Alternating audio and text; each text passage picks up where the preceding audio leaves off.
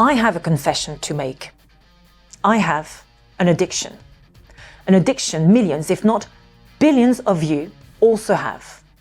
I'm hooked to this, my mobile phone. Mobile phones are one of the most disruptive technologies ever created by mankind. We check those mini computers about 221 times every day. And across the world, more people have access to a mobile phone than a toilet. I'm Charlotte Kahn, an inquisitive Xennial, and in this episode, I am talking to the man who worked on the team who launched the first ever SMS service in the UK and managed to link the devices to the internet. That was a watershed moment. His name is Ben Wood. He's Chief Analyst and CMO at CCS Insight and founder of the Mobile Phone Museum. Welcome to Xennials.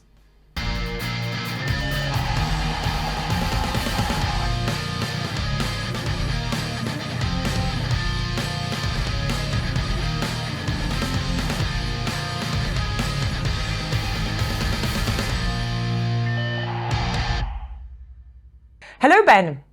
Hey, Charlotte. Great to be here. Well, I'm delighted to have you here on this podcast, not only because you are obviously very knowledgeable about mobile phones, but because your own professional biography, the highlights of your CV really reflect the key milestones of the industry within the 1990s, the decade really. So, Ben, your journey in the mobile phone sector began in 1994 when you left university and joined a slightly obscure company based in Newbury called Vodafone. Tell us more. Well, absolutely. I mean, I ended up in the mobile industry, which has become just such a important part of my life by complete accident. I left university. I'd had a fantastic 4 years there. I'd spent a year traveling by virtue of the benefits that we have of being able to go in those days out to Europe and work for a year. I was working for a technology company. I came back. I applied to any company where I recognized the name in the hope of getting onto a great graduate program, and a funny little company in a small town called Newbury, west of London, offered me a job on their graduate program, and that company was Vodafone.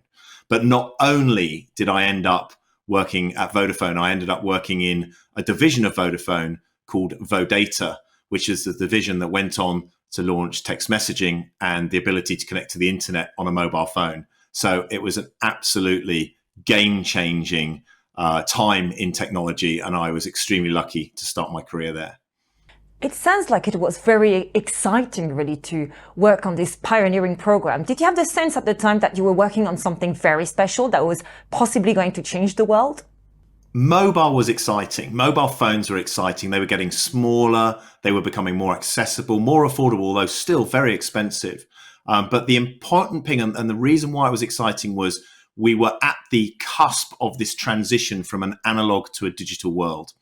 We were moving from the first generation 1G analog technology to 2G GSM digital technology, which made it possible for phones to be much more than just something that you were able to talk into. And it was the beginning of that transition from what I would call was a voice interaction with a mobile phone, something you held to your head, to a visual interaction with a device. And of course, that just started with simple things like text messaging, but you were going beyond voice. Did we have any idea what we were doing and what we were unleashing on the world? Absolutely not. We had no idea what impact something like as simple as text messaging would do in terms of its impact on society. And let's not forget now, those mini computers that we have in our pockets, those smartphones, they all rely more than anything on that internet connectivity. And that was part of the technology. I was on the team that was being launched at that time. Ben, in the 1990s and early noughties, owning a BlackBerry was the epitome of cool. So what happened to the brand or the company, and what does it show about the history of the mobile phone industry during the 1990s? Well, I think it's remarkable. I mean, if you look at the journey through the 90s, you started at the beginning of the decade where you had still analog technology, brands that people wouldn't have even heard of now, like NEC, were making mobile phones. There was a beautiful product, the NEC P4, for example, which was a really iconic product towards the end of the analog era. Motorola was still massive. Ericsson were a big player. So there were these brand names which now have virtually disappeared, or certainly Nokia and Ericsson have certainly diminished massively. And then, as you point out, we saw that evolution in terms of the design of devices. BlackBerry as a movement, BlackBerry as a technology just started to arrive at the beginning of the the end of the 1990s. And then it grew into this phenomenal entity. And everyone was addicted to this concept of having a QWERTY keyboard in your hands. That started very much with a business and enterprise focus, allowing business users to be able to unshackle themselves from their desks and to be able to send email on the move anywhere, anytime. But then when consumers and absolutely, the Xennials that you focus on so much were able to get this powerful device into their hands, they were able to send messages. And BBM, the BlackBerry messaging service, was phenomenally important as a way to communicate. But of course, what happened was the disruption of Steve Jobs coming along and understanding that the world was going to be slightly different. You weren't necessarily going to have these very capable but more basic devices available. You would have devices that were smarter. And he ridiculed the BlackBerry at the launch of the Apple iPhone in January 2007. So it was sometime in the future, but he said, you know what? You don't need that keyboard anymore. You just want a nice big screen, use all of that real estate and get rid of that QWERTY and use your finger as the stylus to drive that device. The two stories you have just been sharing with us of BlackBerry and Apple, the iPhone, are very interesting because they reflect the fact that we start with a device, a handset, technology, and it turns into a cultural movement almost, doesn't it? Absolutely. And there are other things to talk about as well. So, BlackBerry is one brand, Apple is another. But let's not forget, in the 1990s, it was the ascendancy of the Nokia brand. And it was so dominant during that period that you didn't really talk about what brand of phone you had. You talked about what model number you had from Nokia. Did you have a 2110 or a 3310 or a 5110 or a 6610 or a 7210? There were all of these different devices, and Nokia were very dominant and also very ambitious in trying to push the capabilities of the mobile phone forward as well. So we moved into an era where, as I said, we moved from this voice to visual interaction with the device. We started texting on devices, which led to BlackBerry and being able to type emails quickly and share information. But cameras arrived on devices as well. So we were able to share moments in very different ways. A picture can paint 1,000 words. We started to see the ascendancy of things like citizen journalism, where everybody had a camera in their pocket at some point towards the end of the 1990s and early 2000s, and they were able to take pictures on the move. Quite remarkable and a game changer from a societal perspective. Ben, you are obviously very passionate about the mobile phone industry, and that's why you started this project, the Mobile Phone Museum. So tell us why you decided to gather this collection of old and unusual handsets. What was the genesis behind it? So it's really interesting because it's very much woven into the story of my career.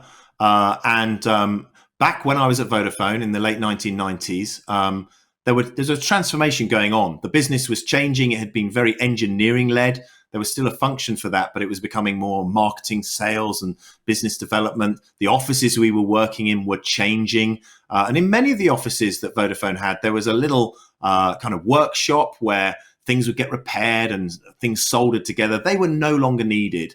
And there was a day while I was working in the office where one of these little workshops was being dismantled. They were carrying everything out of the office to put into the skip to throw away. And I saw this guy carrying out these big old mobile phones, transportable devices from the 1980s. And I just said, don't throw those away.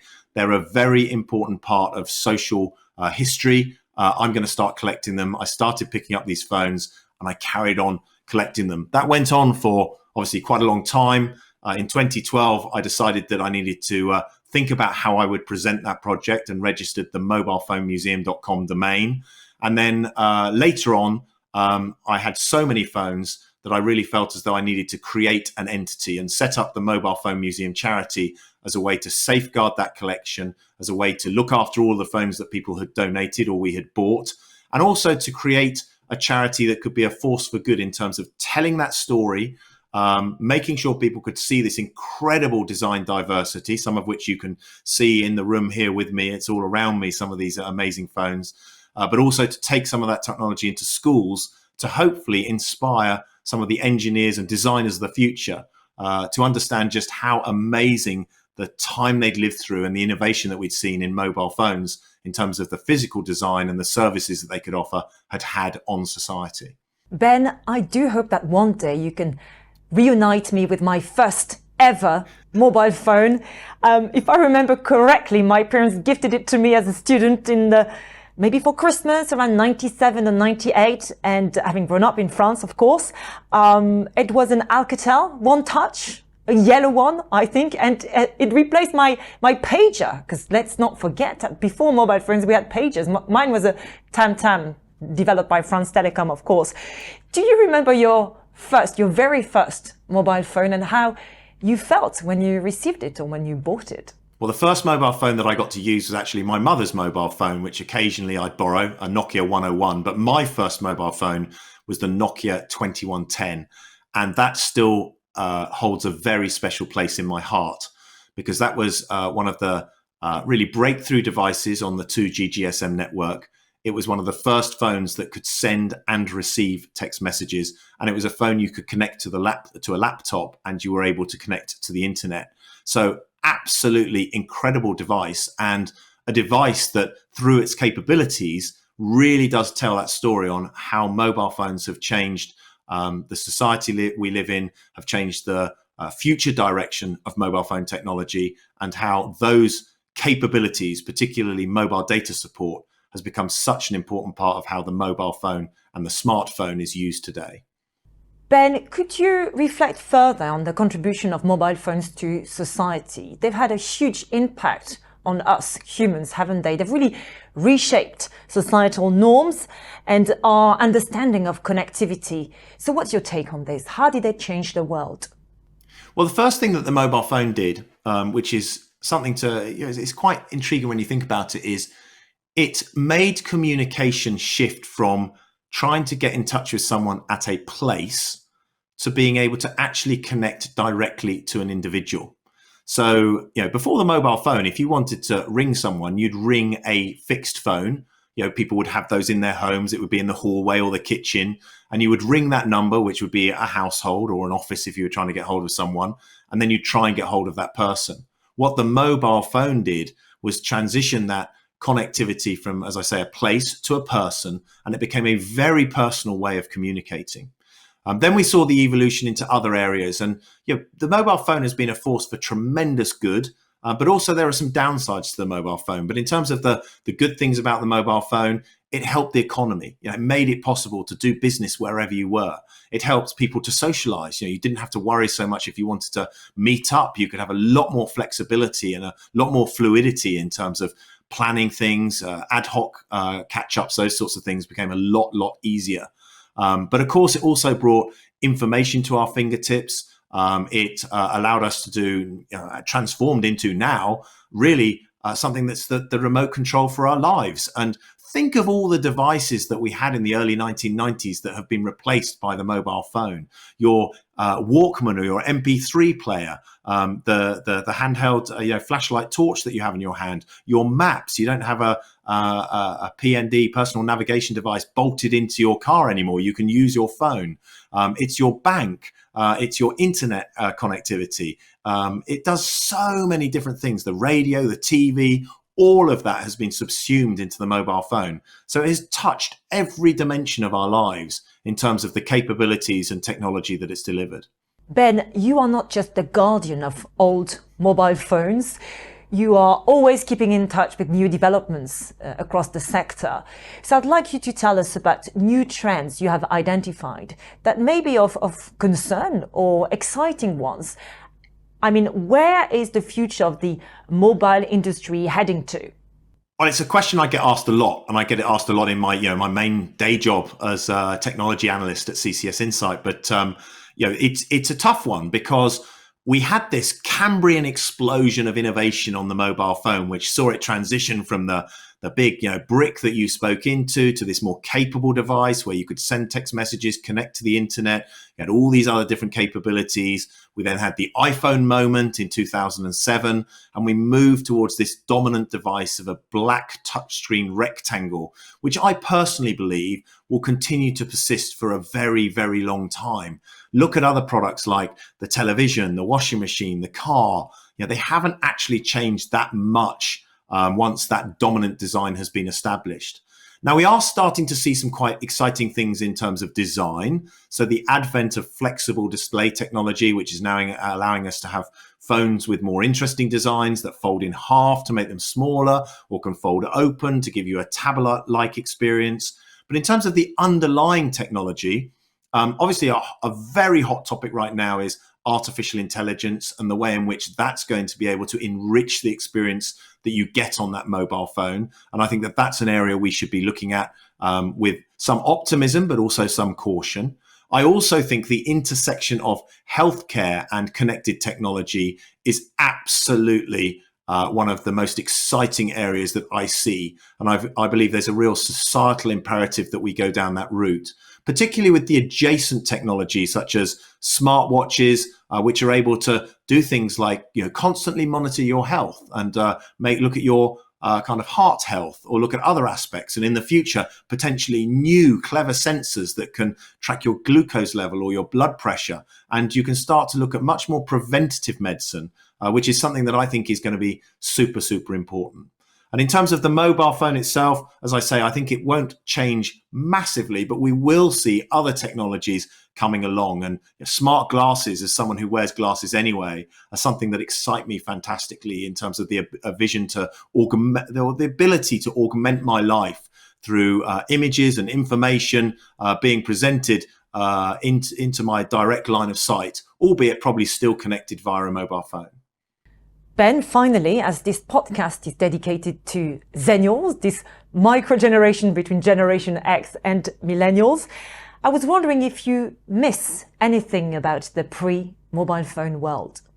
I look at the pre-mobile phone world, and there are things that I miss. One, I miss the fact that the mobile phone kind of didn't exist to some extent, that it's become such a distraction in our lives. And I'm more guilty of that than anyone. So, I find it very, very difficult to put my phone down. I find it very, very difficult to disconnect. And I really should try and work harder at that. This whole concept of a bit of a digital detox is something that we could all learn something from. I also think that there have been some aspects of society that have been diminished to some extent. So much as I said earlier that I think that the mobile phone has given us some freedom for ad hoc meetings and those sorts of things of kind of seeing people whenever you want. I also think it's made people a little bit lazy, and things like timekeeping people don't worry about as much because they go, well, I'll just ring them and say I'm going to be a bit late, and I think it's created some of that laziness. The other thing is, I do think for younger people, it's put a kind of barrier between in-person kind of interaction and kind of that personal connection you get. I always recall things like if I wanted to go and play with my friends in the pre-mobile phone era, I'd have to go round to their house. I'd have to knock on the door. I'd probably have to have some kind of interaction with their parents and then actually talk to them. And it was very good from a kind of personal development perspective. Whereas now I could just be standing outside the house, drop them a WhatsApp message and say I'm outside, and off you go. You lose some of those little moments that, as I was growing up, were very kind of important in shaping how my outlook on life developed. All right, so it's time then for a Xennial quiz.